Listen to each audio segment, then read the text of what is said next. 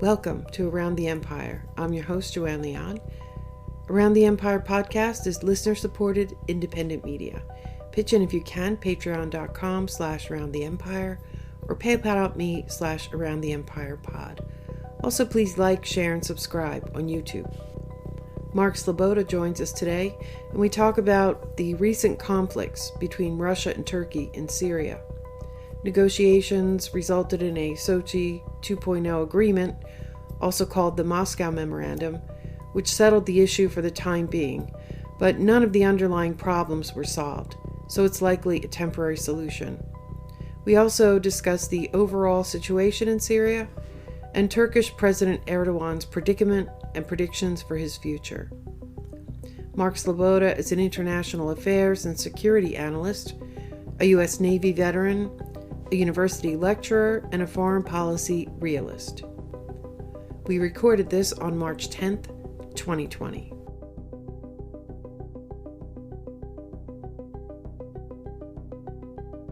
Mark Sleboda's here talking to us from Moscow, and he's going to give us his analysis on the situation in Syria.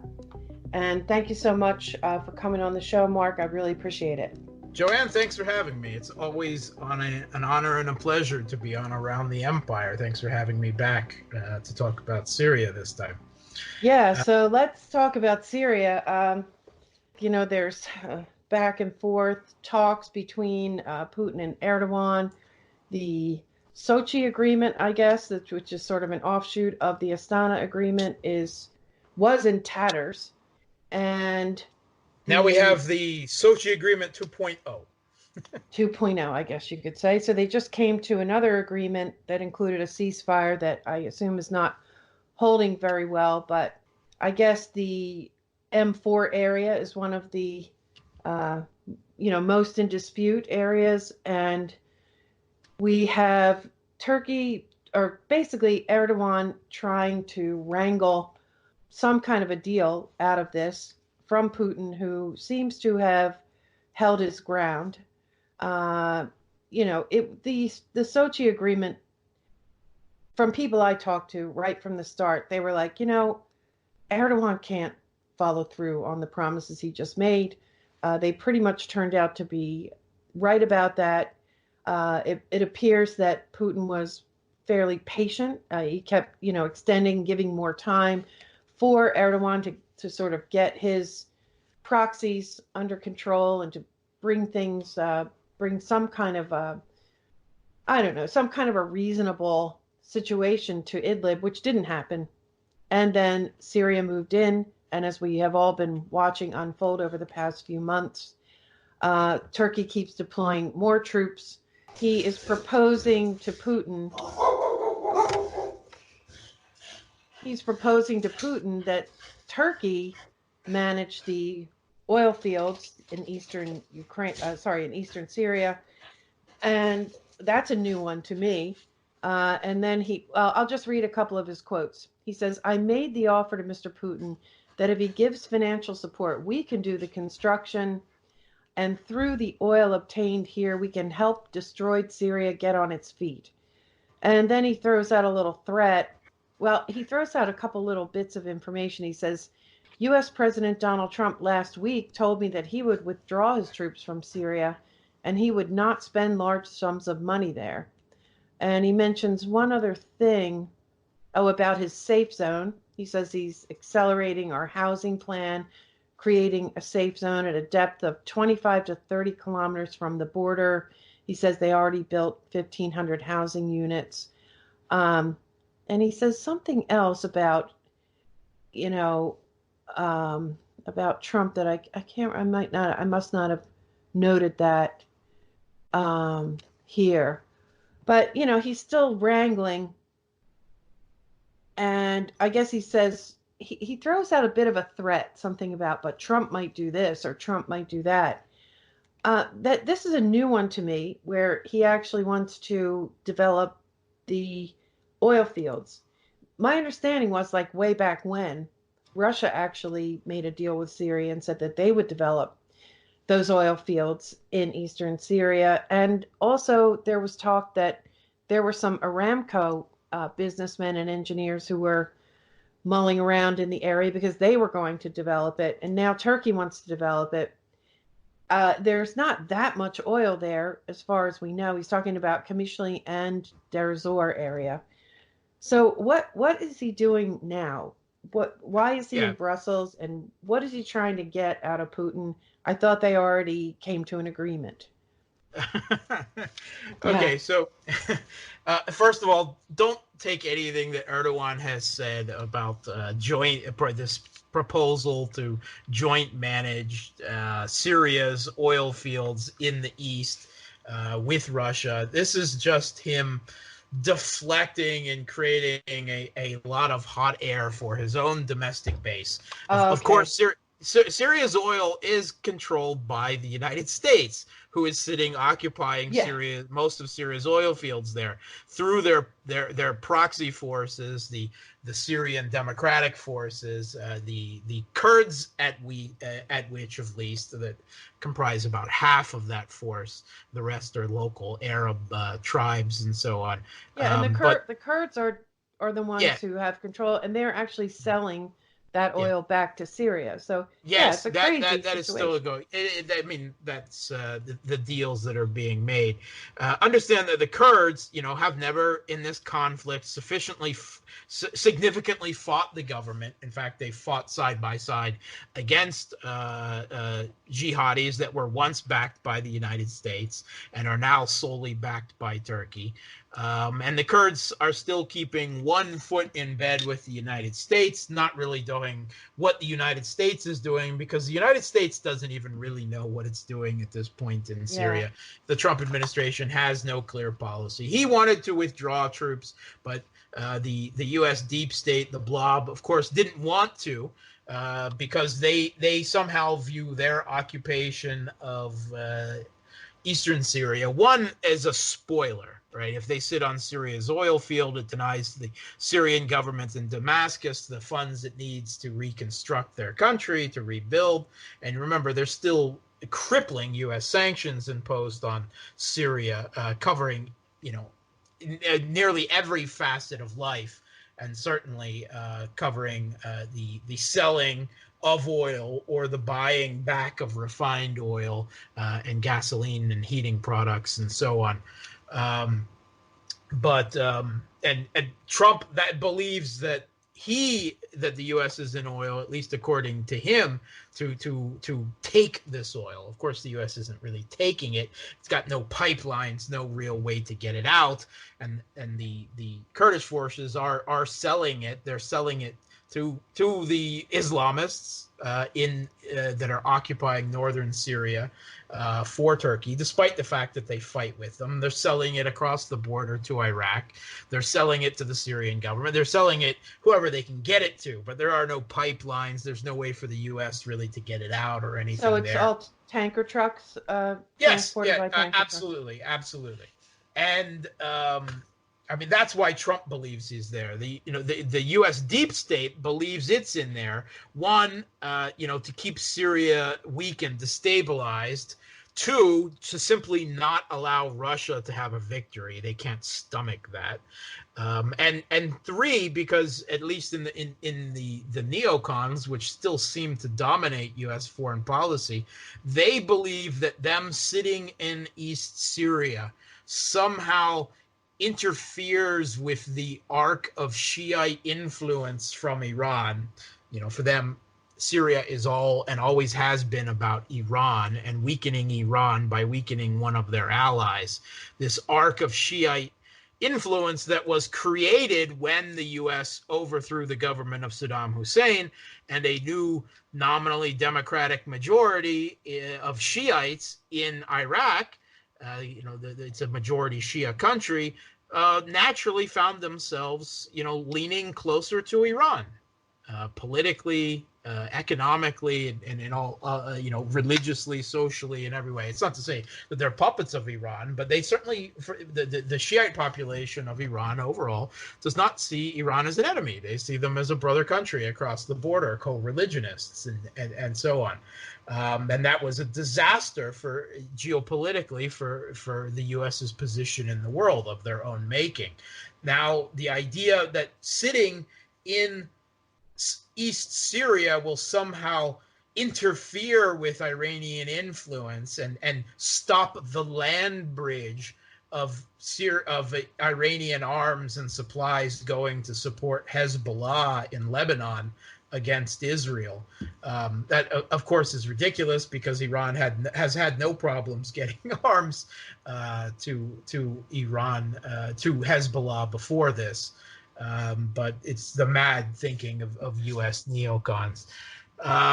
So anyway, Turkey and Russia are not going. I mean, Turkey is trying to somehow invite itself into management ownership of Syria's oil field, something that they don't have. Maybe Erdogan is fishing for some type of alliance that he should know is not going to happen between Russia against the U.S. And principally the Kurds that it uses as proxies in East Syria. Remember, Syria is a three-way Mexican standoff still. It's the U.S. and the Kurds and the other forces in East Syria that are asserting as their proxies.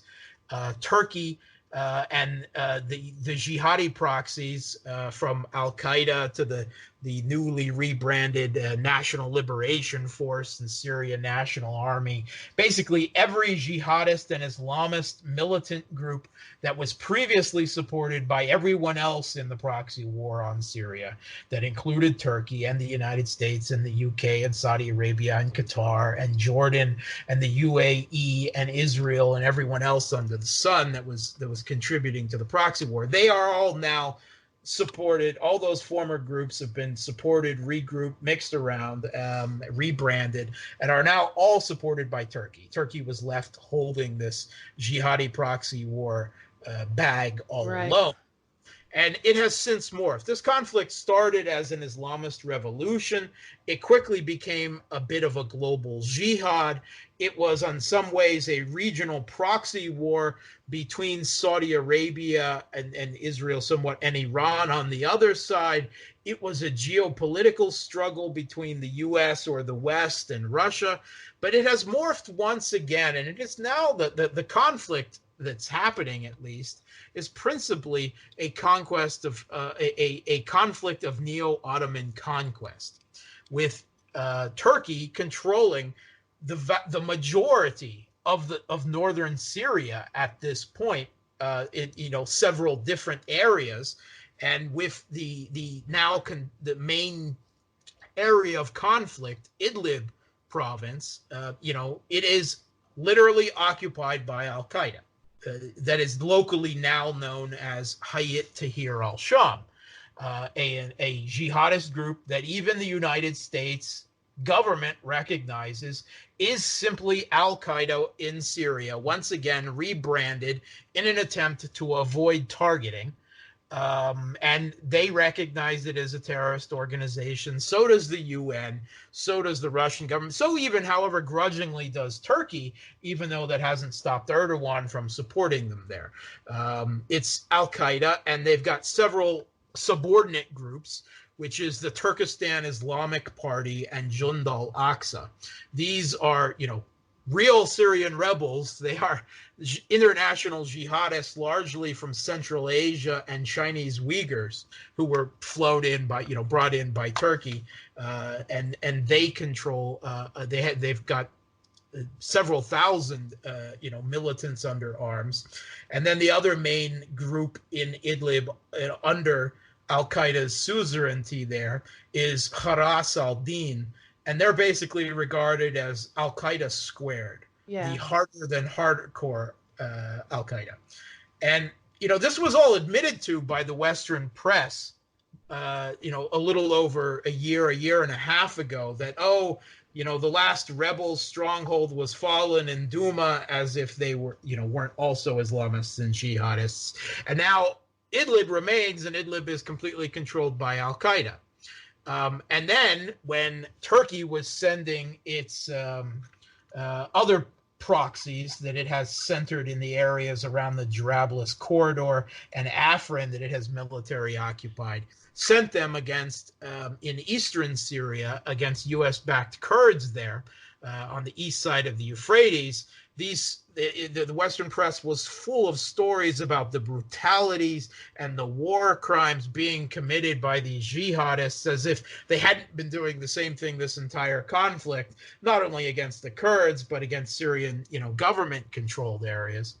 But once again, now that the conflict has reignited it to a large degree in Idlib, we're back to calling Idlib and these jihadis, a rebel bastion and a rebel stronghold. And there's no mention, or if there is a mention, it's buried as one sentence in the 17th paragraph that mentions who actually controls these areas. It is literal Al-Qaeda. I mean, the U.S. government says it's Al-Qaeda.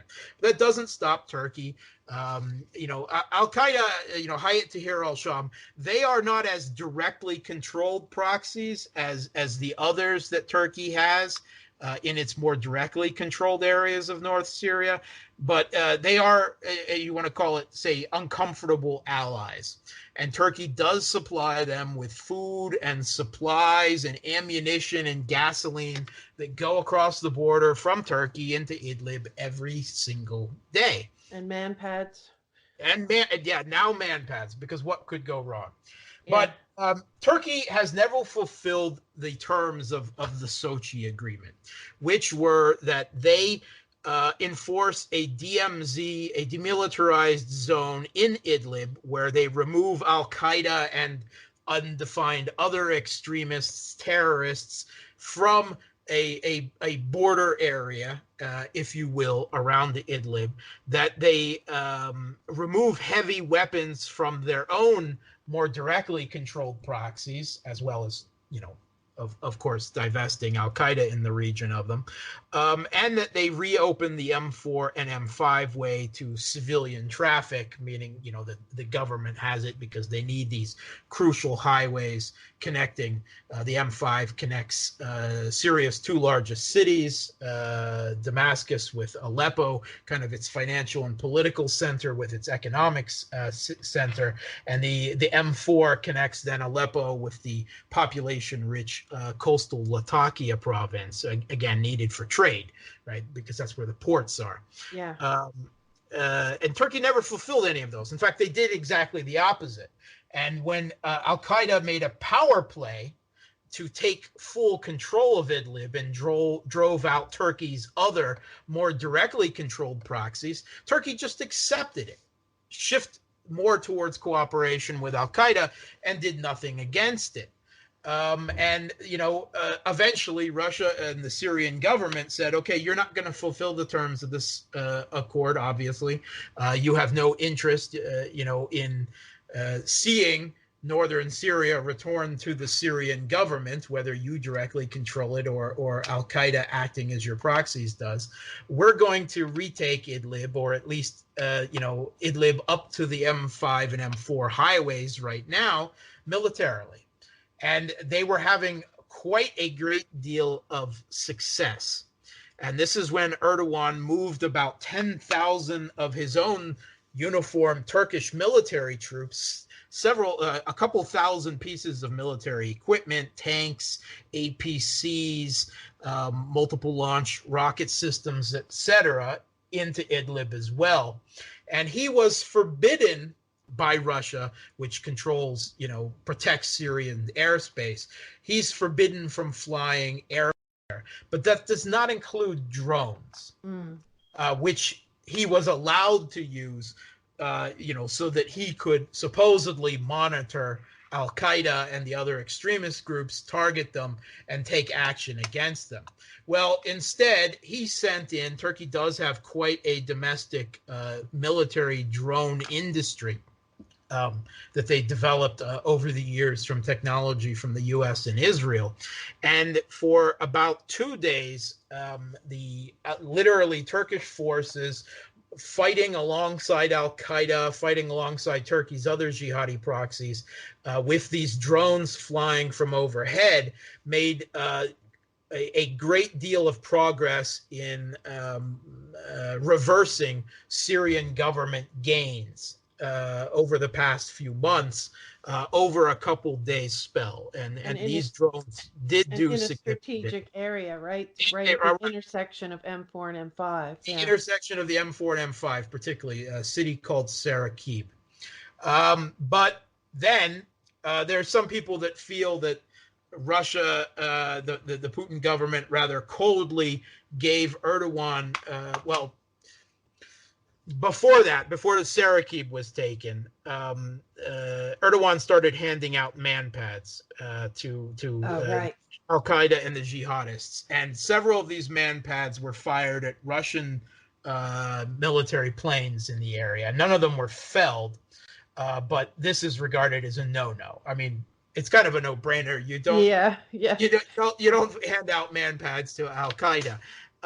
So there was an incident right after that. It culminated after 5 shots were taken against Russian aircraft in one day, where some 33 officially, possibly as much as 50 or 100 Turkish troops in Idlib, Syria, were killed. And the official story from the Turkish regime, from the Erdogan regime, and from the Russian government is that this was the Syrian government's artillery fire that hit them. Russia says that they were embedded with Al Qaeda and they didn't notify Russia of where they were. And the Syrian government started firing artillery on terrorists. And once Turkey said, hey, we're being shelled, that the Russian government got the Syrian government to stop. And Turkey says basically the same thing, except they, of course, deny that they were embedded with Al Qaeda. They deny that they didn't tell the Russians where they were in Idlib, and they said they were simply there on a humanitarian mission. Yeah, but what really happened, because we saw pictures, right, of Turkish, I don't know if it was Turkish troops or jihadis on a roof with manpads shooting at Russian planes. And then the story that came out like in real time was that the Russians bombed them, right? Okay, so this is unofficial, of course, but this is what I and other Russian and experts believe really happened. Was that Russia was extremely upset about this, about Turkey so openly, trying to hold on to Idlib for Al Qaeda to the extent of moving their troops in to support them and handing them out manpads, that they conducted a strike against a Turkish military convoy in Syria that was shipping arms, possibly even more manpads, to the front in Idlib. And they made very short work of this convoy. The details I've seen are that they took out the first and the last vehicles in this convoy, and then they conducted strafing attacks against the convoy. And when the Turkish soldiers that were surviving then fled their vehicles and tried to take shelter in a group of nearby buildings, that the Russian aircraft came back and then dropped a bunker buster bomb on top of those buildings as well, to send a very clear message. And by all accounts, by the accounts I've read, that there might still be bodies buried in there that the Turks haven't fully recovered. Then they denied Turkey the right to conduct medical evacuation by helicopter, and said, we'll allow you to come in with ambulances, basically, medical vehicles to come and get your people and their bodies back. And the Turkish government cut off all social media and the internet in Turkey for a number of hours while they were gaining control of this narrative, because understand that Russia and Turkey do not want to go to war with each other in it. They have done all of this for all these years so that they can maintain economic relations while managing their conflict with each other to the theater in Syria. Russia's hoping to convince Turkey to leave Syria, without a direct military conflict, eventually, work them step by step back while hoping to estrange their relations with the U.S. and NATO at the same time. Erdogan, on the other hand, thinks that this is a way for him to gain legitimization for his neo-Ottoman conquest of northern Syria. And bits of Iraq is where he has troops against the Iraqi government's wishes as well. And if he can't absorb them directly, he constantly speaks to his own people, his own Islamist base, the AKP and the other nationalist parties that support him in Turkey, in neo-Ottoman terms. These are lands and peoples that once belonged to Turkey, to the Ottoman Empire, and should belong to Greater Turkey. And he specifically referred to Idlib as Watan, meaning our homeland. If he can't absorb them directly, what he would like to have forced on Damascus is some type of weak federalization that sees these areas maintain Islamist governments, local authorities that he sets up with their own military forces of the Islamist proxies that he has fighting for him now. And that while on paper they still belong to Syria, that in all de facto terms, they owe fealty to the Sultan in Istanbul as he sees himself. This is what Turkey wants there. They want this all across the northern Syria. They already control Afrin. They already control the Jarablus corridor. They already control a big chunk of eastern Syria, and they want to continue to hold on to Idlib. Now in Jarablus, so he wants to set up something like he's got in Jarablus, where if you see pictures of that, you see their government administration buildings, yes, with it running, flying a Turkish flag. Branded national post offices. The kids in the school made to sing praises to the Turkish army and form Turkish flags out of themselves, forming the crescent and the star and everything. Yeah, I mean, it's clear that he intends this to be de facto Turkey. And this is what his quote-unquote safe zone would be. Yeah, right? This is safe zone, and it's what it has always been, right? This is nothing new. Russia knows this, but is trying to wean him off of it bit by bit, as it were. And so when Erdogan's drones went ballistic, then after these Turkish troops were killed by that's Russia, the most curious part of the whole story. So there was at least 36, possibly up to 48 hours when Turkey was making big advances, and their drones were flying overhead unchecked, attacking principally undefended Syrian government forces. They also, by the way, in what I think is a huge mistake, they also targeted Hezbollah forces that were there backing up the Syrian government, and Iranian-led Shiite popular mobilization units. Yeah, up near Aleppo, right? Yeah, he killed Iranian officers, and whom Turkey has very important economic relations with. Remember, Iran has been the third party in this Astana agreements. And he killed some couple dozen of Hezbollah fighters. And, Hezbollah is pretty battle-hardened. They can fight the Israeli military to a standstill in Lebanon and make them withdraw. You don't make direct enemies of Hezbollah unless you have to. You just don't do it. But there was about 36, 48 hours where his proxies, supported by the Turkish military, under cover of Turkish drones, armed drones, UCAVs, were pretty unchecked. And then suddenly all these drones started being shot down. And they lost like 13 of them. What happened? Why were they unchecked for that period of time? Okay, so there's some different theories there. One, it's quite clear that the Syrian government did not have air defense in that area, because the deal with Russia was that they don't use their air force there, that Russia, is guaranteeing that. And all of their air defenses were in the south around Damascus and the area there to protect against Israeli attacks, right, which are quite regular. Right. And there are so they had to move some mobile them up there. They didn't have any protection, any significant air defense on hand to protect against these drones. You remember Erdogan was allowed to use drones in Idlib, but no one thought that he would start using armed drones directly against the Syrian military and effectively declare direct war on the Syrian government like he started to do.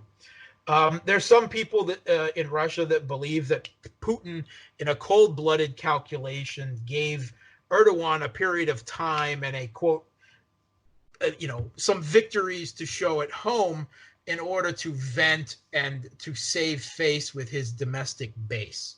There are others who say that there was disagreement between the Kremlin and the Russian military brass, that the brass wanted to just start hitting Turkish forces back big time, and the Kremlin was resistant to that, and then they settled on something.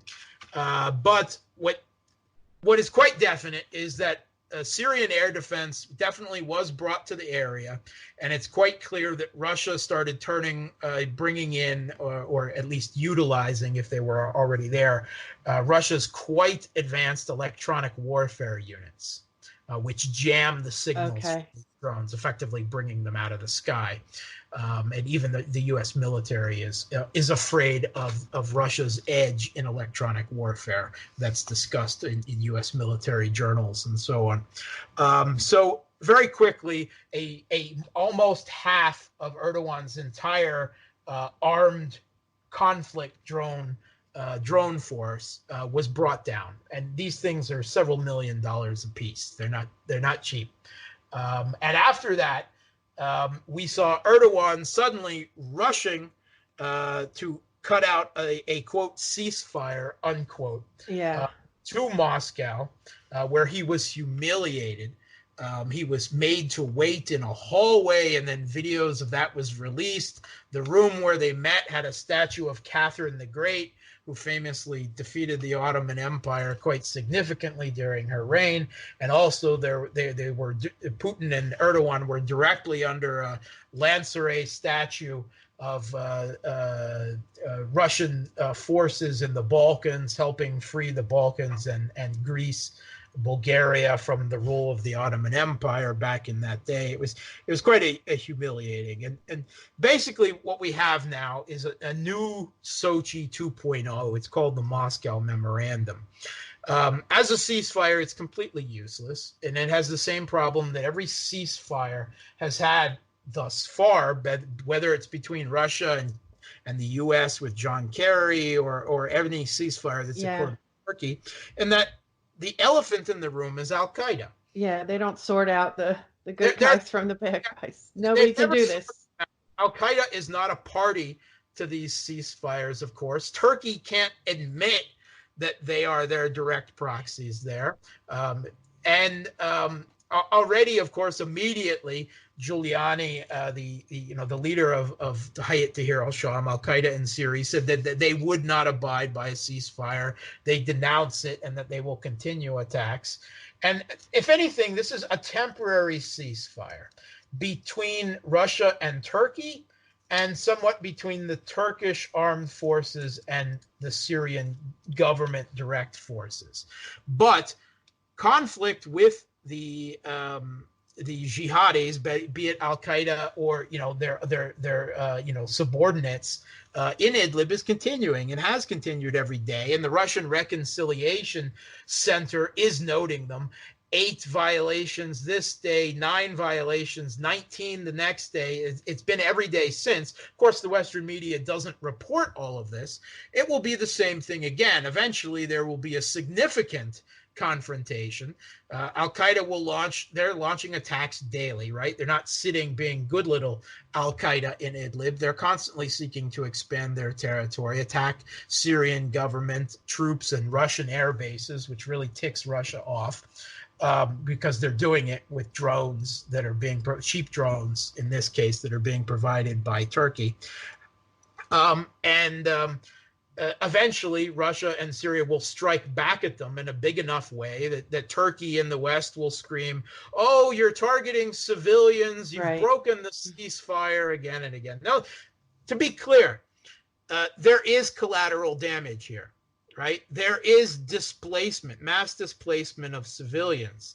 This is urban warfare against an entrenched jihadist foe. that if infantry was sent in alone, would have to fight building to building, room to room, tunnel to tunnel, because they've got a huge tunnel network, and which would mean huge losses for the Syrian government and Russian forces trying to take back Syrian government territory for the government. This is literal Al-Qaeda. Like, they don't surrender they've got nowhere else really to go at this point because Erdogan has kind of made clear that he doesn't want them back, although he has been shipping a few thousand of them off to act as his Bashi Bazouk proxies. In Libya. Kind of a reverse flow there. But this is why the ceasefire will never work, right? It's a temporary measure. And all sides, the Syrian government is reconsolidating territory. They're opening the M5. Both sides are rearming. Turkish convoys, you can watch the news. They're having, well, for what news reports it, 3 or 4 big military convoys a day going into Idlib, reinforcing their own forces, providing equipment and ammunition and weapons to Al-Qaeda and the other proxy forces that they have now fighting alongside them there. This is just a pause before the next round of combat begins. And the deal, the agreement, in light of kind of a rehashed Sochi, it creates a new backed up contact line. And Russian and Turkish troops are supposed to jointly patrol a 6 kilometers north and south demilitarized zone around the M4 highway, which cuts horizontally across Idlib. But the big problem here is that there's all kinds of Al-Qaeda controls most of the stretch of the M4. And at the end of the M4, there's a city, Jisr al-Shagor, that is the kind of the stronghold of the subservient Turkestan Islamic Party of Central Asian and Chinese Uyghur jihadis. And that's a hard nut to crack. They've definitely got nowhere to go. Right. So how do you remove? I wouldn't be driving on that highway. Yeah, Turkey's not going to remove them from there. The Syrian government and Russia will be forced to do it, and as soon as they go to do it, Erdogan and the Western press will claim that Putin is breaking the ceasefire and massacring Syrian civilians again. And once again, I mean, if you take a look at what happened when the U.S. Went after ISIS in Fallujah and Mosul and Raqqa and Kobani, they destroyed those cities. Yeah. There are still hundreds of thousands displaced from those cities, and that liberation, if you will, and the U.S. was there uninvited by the Syrian government. At least they were there with the Iraqi government's permission at the time. But there was mass civilian casualties. That's simply, I mean, did the U.S. target civilians and hospitals and schools and kiddie shelters? No, of course not, right? It's collateral damage. Again, it's a reality of urban warfare against an entrenched jihadi foe. You can't get around it. And there's no indication at all that Syrian government and Russians' liberation of East Aleppo or Douma or the areas of Idlib that they have liberated up till now have incurred any greater damage, and usually much less than what the U.S. military inflicted on territory covered from ISIS. The Syrian government and Russia are simply recovering it from Al-Qaeda, which has a de facto caliphate in Idlib. And I understand this. Some U.S. military generals kind of bucking the political command have noted that this is the largest military concentration of Al-Qaeda since, or concentration of Al-Qaeda forces since 9/11, which is blatantly false. This is the largest forces of Al-Qaeda ever. Yeah. There are some between Al-Qaeda and their principal, groups that owe them fealty there is likely some low end 30 up to 50,000 jihadis there, under Al-Qaeda's direct banner alone. In Afghanistan, when the U.S. invaded, there was some maybe 2,000 to 3,000 Al-Qaeda there. That we're talking about a huge de facto caliphate, another ISIS, if you will, simply headed by Al-Qaeda in Idlib. And the Western press is every day, screaming about, oh, the brutality of the Russians. Oh, there's so many civilian casualties. Oh, well, the only thing that Russia is targeting is hospitals. Oh, because there is nothing that Al-Qaeda is known for more than its charitable construction of hospitals for civilians in the territory it controls. All right. I mean, yeah, they've got a medical room set up in the underground network of tunnels that they seek shelter in, but that it does not make it a hospital. Yeah.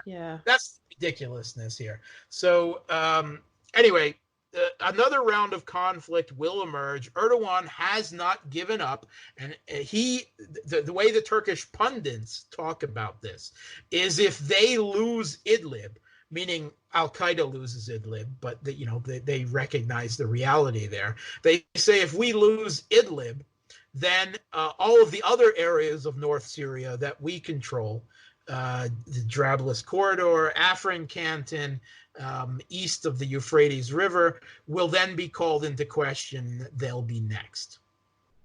Well, there may be some truth to that, but I mean, Syria's got a lot to do before they could work on that if they ever do decide to. Again, Russia's intent here is that they avoid direct conflict with Turkey, and they step by step convince Erdogan that his dreams of proxy statelets or neo-Ottoman conquest are that they can't be realized. Unrealistic. He would be much better off seeking reconciliation with the government in Damascus and just simply returning to a state of trade that would be beneficial to everyone. He could even have a hand in some reconstruction contracts, as sickening as that idea is. But Russia wants to avoid direct conflict with Turkey. We literally came to blows in the past month, so I'm not sure that can be avoided in the future.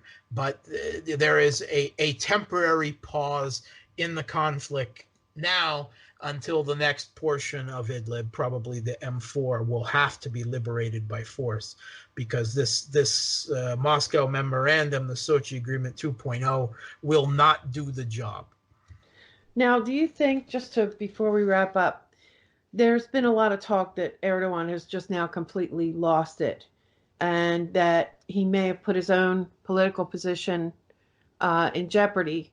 Do you think that he's going to remain? Do you think he's going to be able to stay in power? Because that could sort of change everything if someone else comes in to power someone. I mean, it could be somebody worse, or it could be someone who, decides to pull out of this and this folly, really.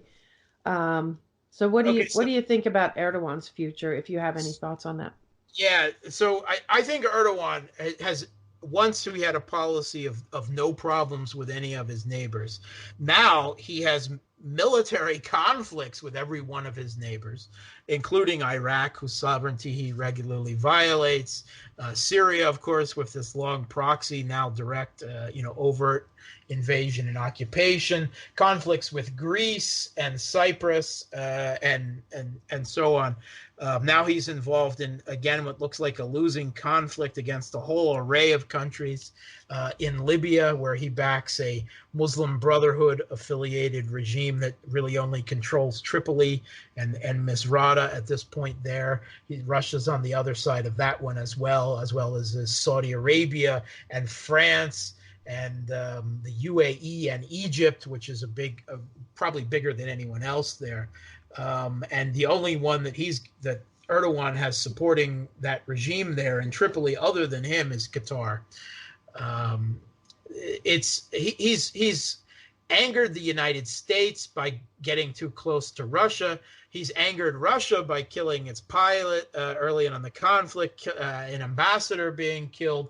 And, every Russian that's died in Syria is ultimately killed by jihadis that are armed, trained, supplied, often salaried by Erdogan at this point. So Russia is angry with him. All these smiles and everything. Understand that it's all Putin and Erdogan waltzing across a chessboard with daggers poised at each other's Yeah. back.